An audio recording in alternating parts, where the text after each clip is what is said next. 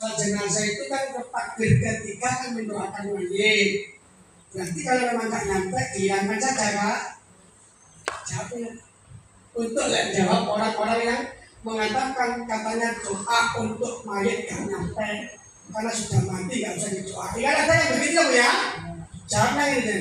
Kalau memang nggak nyampe di dalam doa sholat jenazah itu takbir ketiga itu Nabi bersabda doakan mayit.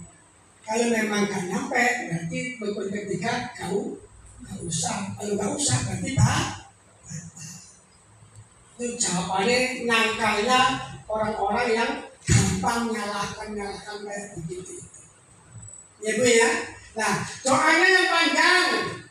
Ini yang di atas Allahumma firlahu perempuan Allahumma firlaha warhamha wa'afihi wa'fu anha wa aqim nuzulaha wa wasi' madkhalaha wagsilha bil ma'i wasalji wal barati minad danas minal khotaya kama yanqasabul abyad minad danas wa abdilha daran khairan min dariha wa ahlan khairan min ahliha wa zawjan khairan min zawjiha wa adkhilhul jannata wa a'idha min adzabil qabri wa min adzabin nar. Itu kalau doa yang panjang. Atau doa yang nomor 2 yang diajarkan Rasulullah ini. Atau yang nomor 3 halaman 28. Baru gak panjang-panjang gak bisa. Cukup Allahumma firlahu warhamhu wa'afihi wa'fu anhu birahmatika ya arhamar rahimin. Dari sini sudah satu. Allahumma la tahrimna ajrahu wa la tudillana ba'dahu. Nah, pelaksanaan sholat jenazah yang sudah berjalan itu takbir ketiga mendoakan mayit biasanya sampai Allahumma firlaha perempuan itu ya. Allahumma firlaha warhamha wa'afihi wa'fu anha birahmatika ya arhamar rahimin. Takbir keempat doakan mayit lagi. Allahu akbar. Allahumma la tahrimna ajraha wa la taftina ba'daha waghfir lana wala. Padahal kaifiahnya mendoakan mayit itu di takbir ketiga. Jadi takbir ketiga Allahu akbar. Allahumma firlaha warhamha wa'afihi wa'fu anha. Allahumma la tahrimna ajraha wa la taftina ba'daha waghfir lana walaha birahmatika ya arhamar rahimin. Takbir keempat Allahu akbar. Enggak baca apa-apa, diam sebentar langsung assalamualaikum warahmatullahi wabarakatuh.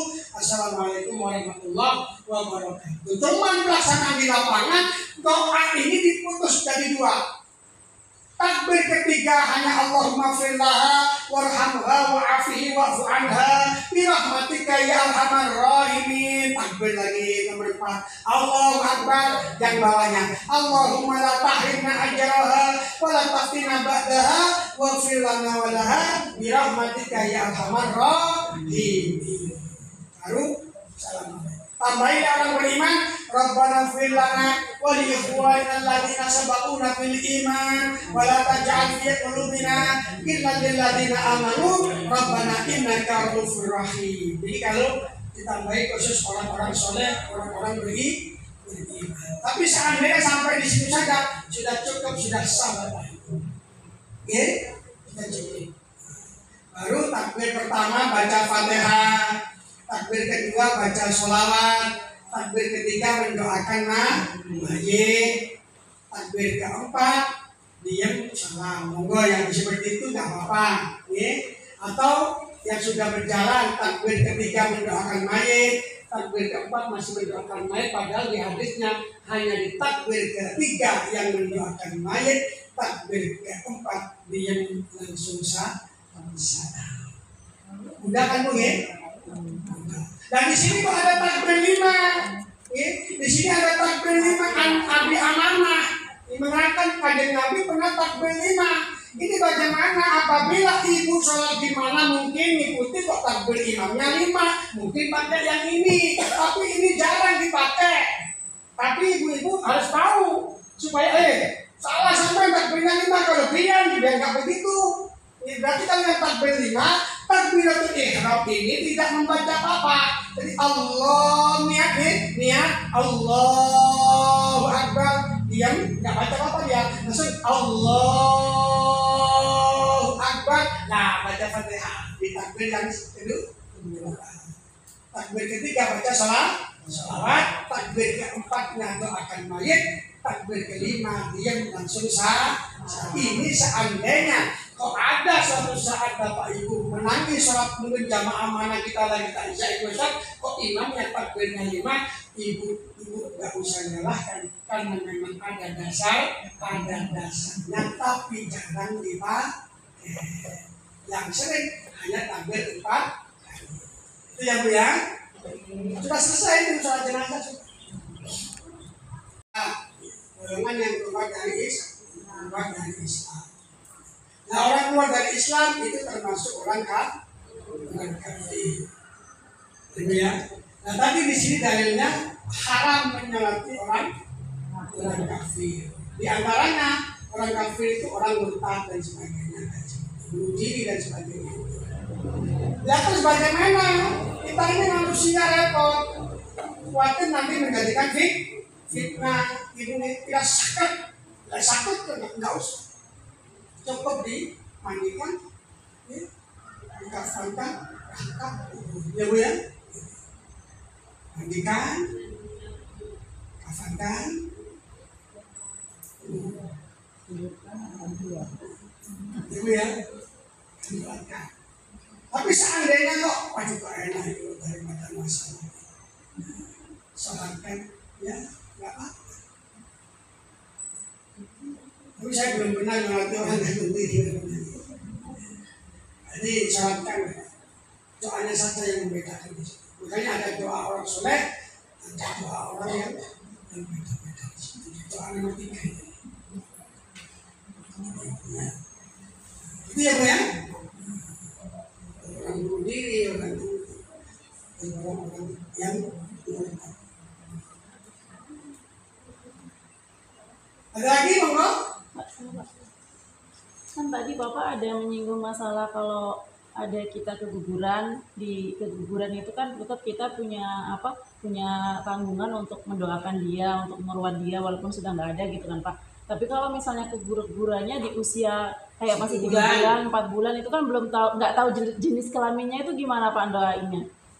Ya intinya ibu kalau keguguran karena ibu sudah wujud ya, sudah wujud, terutama sudah 3 bulan, 4 bulan kan wujud. 4 bulan itu wujud sudah. Ya. 4 bulan itu sudah daging itu wujud. Sudah bentuk, 4 bulan itu sudah bentuk. Cuma belum ada nyawa saja, belum ditiupkan nyawa. Makanya 2 bulan, 3 bulan itu sudah berupa daging. Makanya ketika keguguran dia gumpal-gumpal. 40 hari menggumpal, darah itu menggumpal. 40 hari lagi sudah berubah menjadi daging. 40 hari lagi 120 hari sudah membentuk manusia meskipun kayak golean, mata masih titik, itu masih titik tipis kan. Karena saya 2 kali di sini ada orang yang kurang 5 bulan, 4 bulan itu tipis. Saya tak bolak-balik sama ya Allah kayak begini, ya Allah ini usia itu kayak kertas saja sambulannya sebelum mungkul begini ya. Dengan titik-titik saja masih ada. Nah itu tinggal dikasih nama. Dikasih nama terserah. Kita mau kasih nama laki, perempuan terserah.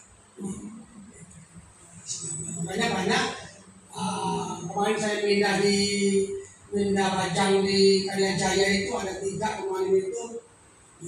Kasih nama karena banyak yang kesurupan di situ, katanya banyak yang buang-buang sembarangan, katanya si daerah situ. Pak ya memang di sini sudah dibuangin orang guru-guru itu begini. Pokoknya jadinya di sini kayak begini. Coba sih saya malam-malam tak ke sana. Ke sana saya lupa. Lalu yang siapkan kain kafan. Nanti saya kasih lagi 3 hari 7 hari lagi saya kasih lagi. Saya tak doa dulu. Saya ingin mencari titik di mana letaknya yang dibuang. Saya mendeteksi di mana dibuangnya dulu, sehingga saya sudah 3 hari sudah rialto ya, sehingga ketika datang ke situ sudah mencium di mana bau anyirnya itu, karena baunya anyir. Tadi beda. Terus tanah pun beda, ada itu. waktu yang tak pindah tiga itu. Ini sudah sekarang sudah sembuh, karena Alia itu sudah bagus. Makanya kalau berceritakan kuburan ibu langsung di kayak punya kan 2 kali ibunya yang kuburan itu ya gitu. Lumayan yang terakhir itu sudah hampir 5 bulan itu ya. Andil lah goceng macam ayo silaturahim sudah. Ternyata gugur lagi ya. Makanya kalau di depan imaman musola saya itu ya Muhammad Ilham sama Muhammad Untung Selamat. Yang terakhir tak kasih Muhammad Untung Selamat. Kasih nama ya Bu ya. Itu saja. Ada lagi? Nih, nggak usah disolati ya Bu ya, nggak usah disolati, nggak usah apa. Karena begitu bisa disempurnakan saja. Jadi kita masih ada waktu seperempat. Nanti kita jam 12 kurang seperempat kita persiapan di sana. Ada tanyakan dulu? Assalamualaikum warahmatullahi wabarakatuh. Saya mau bertanya tentang takbir yang ketiga. Kita sudah tahu hibrohnya, manfaatnya yang untuk sholat. Ketika kita belum hafal untuk yang takbir ketiga, doanya apa yang kita lakukan? Amin. Amin. Amin. Kan imam lagi doa. Semua yang tahu lagi doa. Cukup kita amin kan semua doanya. Jadi kita sama berdoa kayak yang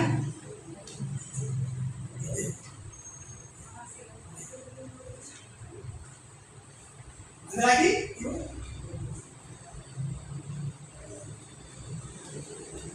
Sunnah sholat dibuat 3 sholat ya Bu ya. Di situ ada keterangan meskipun hanya 6 orang yang sholat, maka sunnah dibuat 3 sholat. Berarti imam ya, sholat pertama 2, sholat kedua 2, sholat ketiga 2. Ini sunnah dibuat sholat 3 sholat, 3 baris. Kalau sholat jenazah ya Bu ya. Kalau memang orangnya 6 contoh. Kalau orangnya banyak, alhamdulillah. Lebih dari 3, alhamdulillah. Apa? Ya, makanya kita biasakan jenazah. Nanti waktu nunggu kita sudah praktek ini ya. Nanti yang khusus bab terakhir ya. Di sini ada gandangan kemana-mana ya. Sehingga setiap malam Jumat lari-lari pulang minta doa anak itu yang ada di rumah ya, tempat di depan pintu diam saja. Cuma kita nggak tahu kalau lalu dia pulang malam Jumat ya. Ya itu Bapak Ibu. Nah dari kita memasukkan kubur nggak boleh terlalu dalam, juga nggak boleh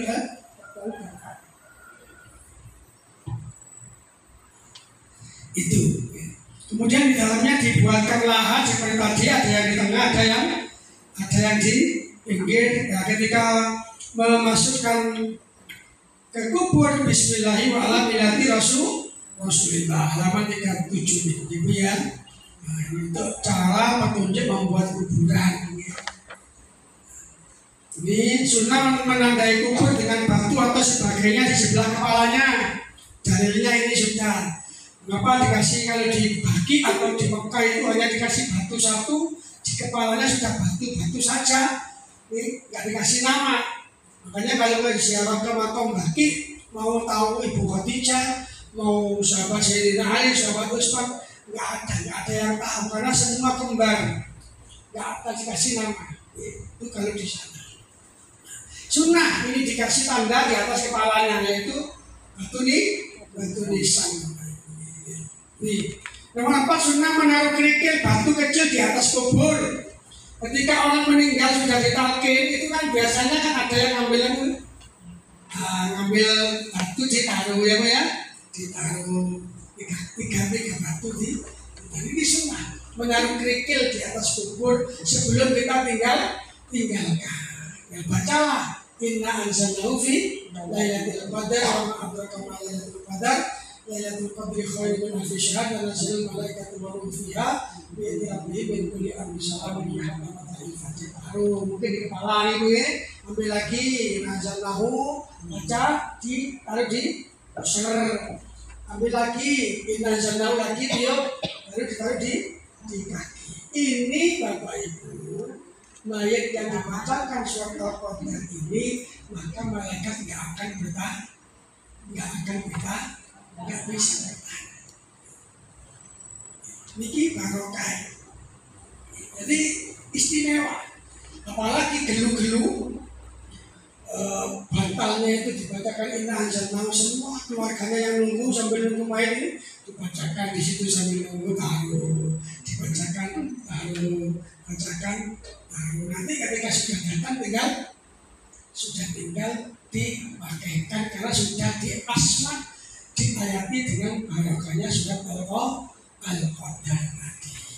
Ini kalau ketika kita ada di kubur minimal ya ngambil pintunya satu atau dua dibacakan ini bantunya. Enggak apa-apa.